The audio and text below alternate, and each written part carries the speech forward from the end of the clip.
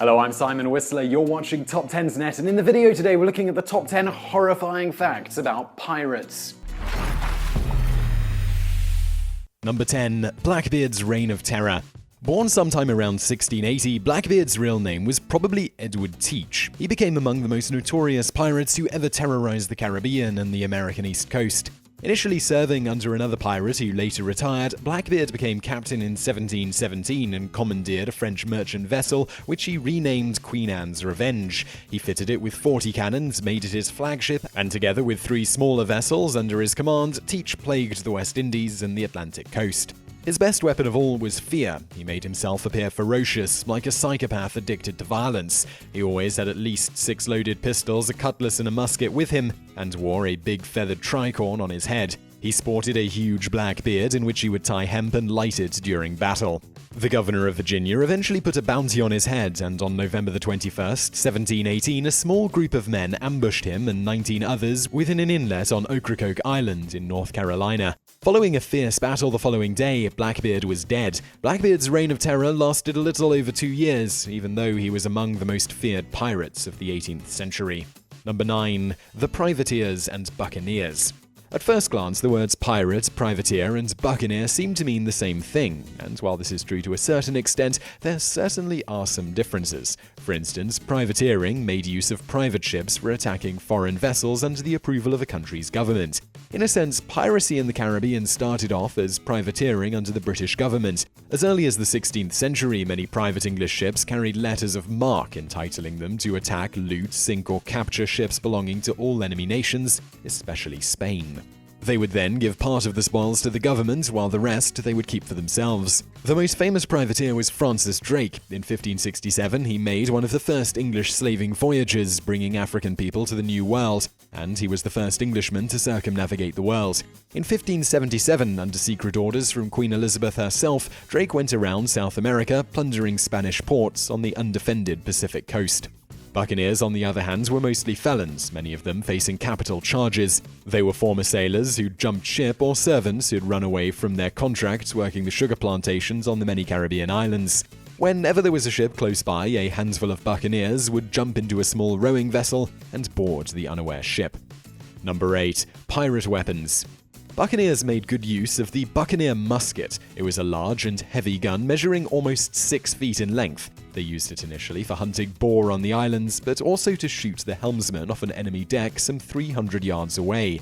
Pirates also made use of the blunderbuss. It was loaded with a handful of pistol balls, and when it was fired, it created absolute devastation over a broad area of decks. It had a massive recoil, and it had to be fired from the hip, otherwise the blunderbuss would break the shoulder. Grenades were also used extensively by pirates. Basically, a spherical, cast hollow iron ball about 5 inches in diameter loaded with 5 ounces of gunpowder. The grenade had a wooden fuse sealed with wax. Once lit, it took about 6 seconds to explode. Pirates and buccaneers would throw these on board an enemy vessel just before boarding it, creating utter chaos and devastation. However, all of these firearms were one-shot weapons, so the backbone of any boarding action was the cutlass. Used for both thrusting and slashing, the cutlass was so short it wouldn't become a hindrance on a crowded deck. Number 7. Hooks for hands and wooden legs. When thinking about a pirate, it's almost impossible not to imagine him with either an eye patch, a hook for a hand, or a wooden stump. The reason why so many had missing limbs has more to do with infection than the many wounds they were subjected to. For instance, musket balls had the nasty habit of taking a piece of fabric with them when passing through its victim.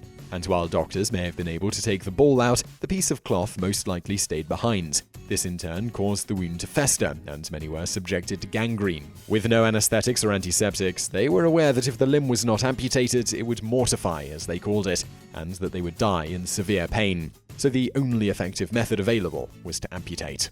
Number 6. Captain Charles Vane. Years active, 1716 to 1720. Pirate life was brutally violent and extremely short. A good example was Charles Vane, a notorious pirate, contemporary and friend to the infamous Blackbeard. His pirating days began in 1716, and in 1718 he became captain himself. He was renowned for his violence and ill temper, being hated even by his own crewmen. He was one of the few pirates who didn't accept the king's pardon, and in a mere 4 years since his career began, he would be hanged. After a mutiny aboard his ship, he was left behind on a small sloop together with a few loyal comrades. In a hurricane, he would miraculously survive being washed ashore a small fishing island. However, the man who found him there recognized him and brought him to justice. Before his death, however, in 1718, Vane and his men came upon a sloop somewhere in the Bahamas and attacked it. They violently beat up the crew, stole everything on board, and chose one man, Nathaniel Catling, to be hanged. He remained suspended until everyone believed him dead, and the pirates brought him down. He somehow survived, but seeing this, one of the pirates hacked him across the collarbone with his cutlass. Vane and the other pirates then set the ship on fire and left. However, Nathaniel Catling not only survived a hanging and a slash to the neck, but also escaped to describe the events in an official deposition. Number 5. Edward Lowe, years active 1721 to 1724. Edward Lowe got his notoriety as being a psychopath first and a pirate second. He made his fleet in Nova Scotia, where he managed to capture 13 fishing vessels, and then he moved south to the more lucrative Caribbean. As his pirating career went on, his infamy grew. A few surviving victims recalled his brutal nature, where he often chained, mutilated, burned, and even forced some of his captives to eat the heart of their captain. In one particular incident, Governor John Hart describes as Lowe was attacking a ship from Portugal bound for Brazil. As they were being boarded, the captain of the Portuguese vessel dropped a bag of gold into the ocean to keep the pirates from taking it. Seeing this, Lowe cut off the said master's lips and broiled them before his face, and afterwards murdered the whole crew, being 32 persons. Due to his increasingly violent nature, both against his victims and his own men, in 1724 the crew mutinied and left him marooned on an island. Number 4. Henry Morgan, King of the Buccaneers, years active 1655 to 1682. Henry Morgan is one of the successful few who managed to live to the prestigious age of 53 and die of tuberculosis, not by hanging or decapitation. And he did so by staying somewhere in the grey area and not going full-on black as many other privateers or buccaneers did back then. Throughout his life, he acquired a reputation as a remarkable leader and a fearsome conqueror. For his many victories for the English crown against the Spanish, Morgan was honoured by the king and promoted as deputy governor of Jamaica. Nevertheless, a pirate is still a pirate even if he's made governor. The booty Morgan had collected as a pirate had made him very rich and a highly influential man. In the city of Maracaibo, he and his buccaneers tortured many citizens in order to find the hidden valuables. In Portobello, he burned the private parts of his women prisoners and even roasted a woman alive on a stove in order to get the information he so desperately desired. Number 3. Montbars the Exterminator, years active 1668 to 1670s.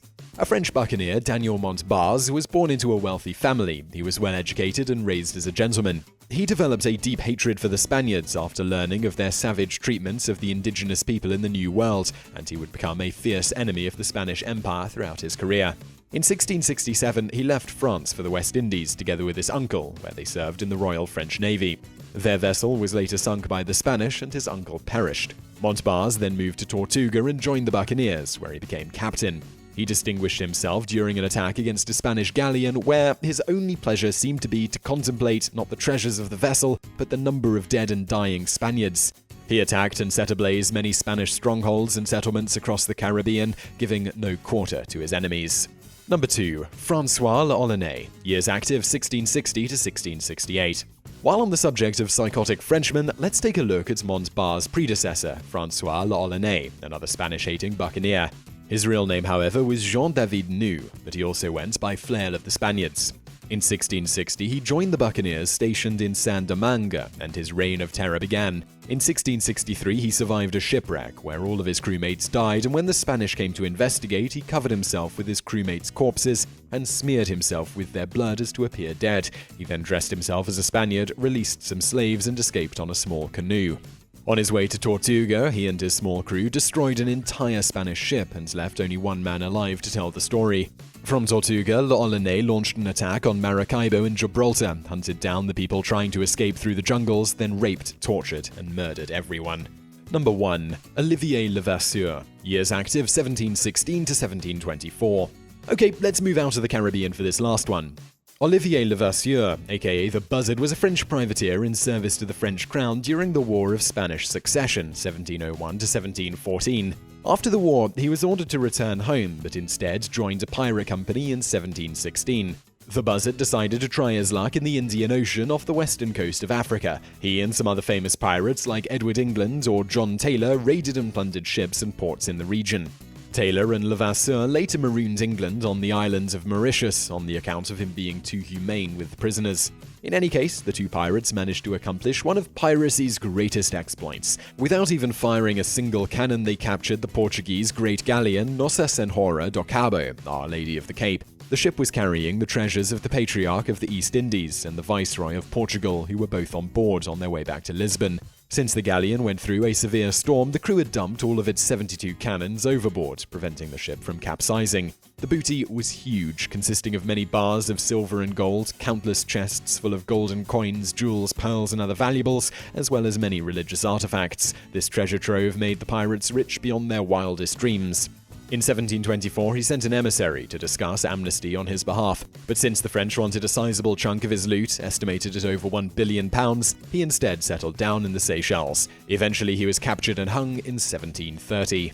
So really hope you found that video about pirates interesting. If you did, please do hit that thumbs up button below and leave us a comment to let us know what you think. And if you enjoyed this video, why not check out some of our other videos that are over there on the right, and thank you for watching.